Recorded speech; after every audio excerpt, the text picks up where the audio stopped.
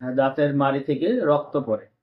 তো দাঁতের রক্ত সাধারণত নর্মালি জিঞ্জিভাইটিস হলে বা যে কোনো কাজ হলে দাঁত দিয়ে রক্ত পড়তে পারে, বা মাড়িতে ইনফেকশন বা যে কোনো জটিলতাতেই বা আঘাতে বা যে কোনো কারণেই হোক মাড়ি দিয়ে রক্ত আসতে পারে, দাঁত ব্রাশ করলে রক্ত আসতে পারে। সেটা আমরা সাধারণত স্কেলিং বা অন্যান্য যেগুলো আছে ট্রিটমেন্টের সাথে ওষুধ বা মেডিসিন দিয়ে থাকি, সেটা স্কেলিং করালে বা স্কেলিং পলিশিং করালে রাতের রক্ত পড়া আস্তে আস্তে ঠিক হয়ে যায়।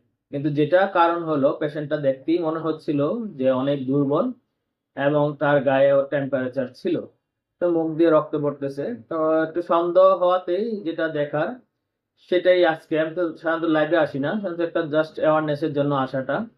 যে পেশেন্ট আসার পরে যা আমার যেটা মনে হলো যে মাড়ি দিয়ে রক্তটা নর্মাল মনে হয়নি। তাই তাড়াতাড়ি বললাম যে একটা টেস্ট দিলাম, তার মধ্যে সিবিসিটাই মেনলি।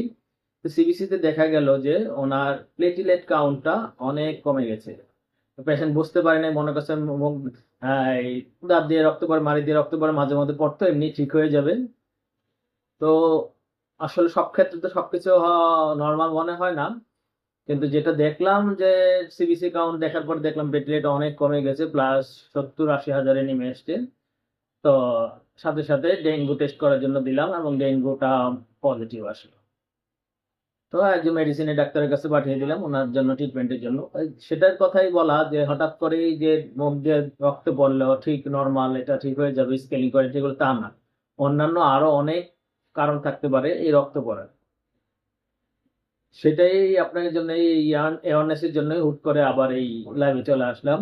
যে এই যে সমস্যাটা সাধারণত যে অবহেলা করা যাবে না, যে মুখ দিয়ে দাঁত দিয়ে রক্ত পড়তেছে, একটু পরে যায়, কয়েকদিন পরে ডেন্টাল সার্জনকে দেখায়, তো এই কিছু অবহেলা করা যাবে না। যে ওনার যে অবস্থাটা দেখলাম যে 80 হাজারের নিচে নেমে আসছে, সেটা আসলে কাম্য নয়। অবহেলা যদি আরো বেশি করতো, যে যে আরো কম দেখি, আসলে ওনার শরীরের অবস্থাও দেখে ওটা ভালো মনে হয়নি এবং টেম্পারেচার ছিল। টেম্পারেচার যে খুব বেশি তা না, 101-এর কম। ঠিক আছে, ওনার নাকি এর আগেও জ্বর হয়েছিল, নর্মালি তার দাঁত দিয়ে রক্ত পড়তো, কিন্তু এখন যেটা দেখলাম যে ওনার প্লেটলেট কাউন্টও কম, ডেঙ্গু পজিটিভ। তাই বললাম যে এখন আপনাদের ডেঙ্গুর সিজনও চলে আসতেছে, তাই অবহেলা করা যাবে না। এই দাঁত দিয়ে রক্ত পড়া সাধারণত নরমালি আমরা 6 মাস পর পর একজন ডেন্টাল সার্জনের কাছে এসে দেখাতে পারি যে দাঁতে কোনো সমস্যা আছে কিনা। আর রক্ত পড়লে যে আচ্ছা রক্ত ঠিক হয়ে যাবে, ব্রাশ করতেছি ঠিক মতো ব্রাশ করবো বা একসময় স্কেলিং করে নিব, দাঁত ঠিক হয়ে যাবে। কিন্তু আসলে অনেক সময় দেখা যায় সে ব্লাড ডিসঅর্ডার বা অন্যান্য কোনো লিউকেমিয়া বা অন্য কিছু থাকলে এই যে মাড়ি দিয়ে রক্ত আসতে পারে অনেক সময়। করা কোনোভাবেই কাম্য নয়। তাই এর জন্যই আসলে এই যে চেম্বার ক্লোজ করব এখন। এবং পেশেন্টটা ছিল, হঠাৎ করে এই যে হঠাৎ এই ডেঙ্গু আবার শুরু হচ্ছে, এটা আসলে একটা আহ, খুবই খারাপ দিক। মুখ দিয়ে রক্ত পড়লেই যে আমরা অবহেলা করব সেটা না। অন্তত মুখ দিয়ে রক্ত পড়লে অন্তত একবার দেখিয়ে আসা দরকার যে আসলে কেন রক্তটা পড়ছে, এটা কি নর্মালি শুধু জিঞ্জিভাইটিসের জন্য পড়ছে, না অন্য কোনো কারণে দাঁত দিয়ে রক্ত পড়ছে।